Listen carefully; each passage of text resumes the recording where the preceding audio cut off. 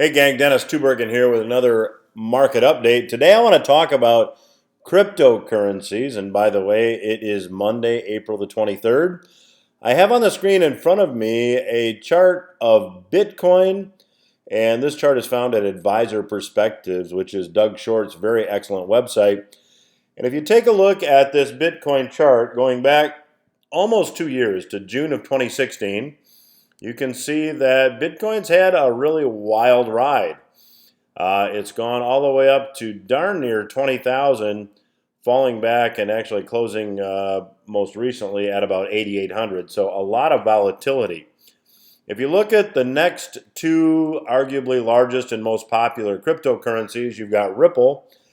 Ripple has a very similar pattern, although much more of a parabolic chart pattern here, spiking to 338, falling most recently to 66.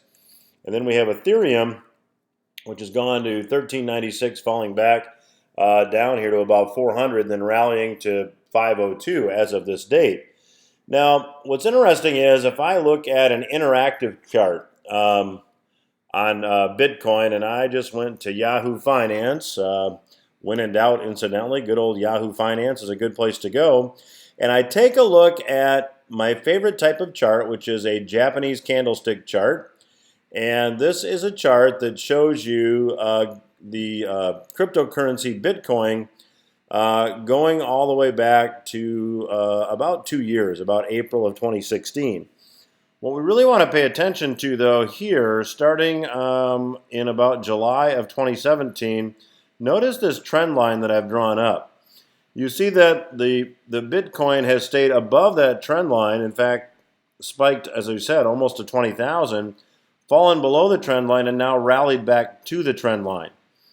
So that is often on a chart what we call a kiss goodbye. So just looking at this chart formation, which isn't always accurate, but highest probability here, I believe, would be for more downside for Bitcoin as it now has rallied back to the trend line.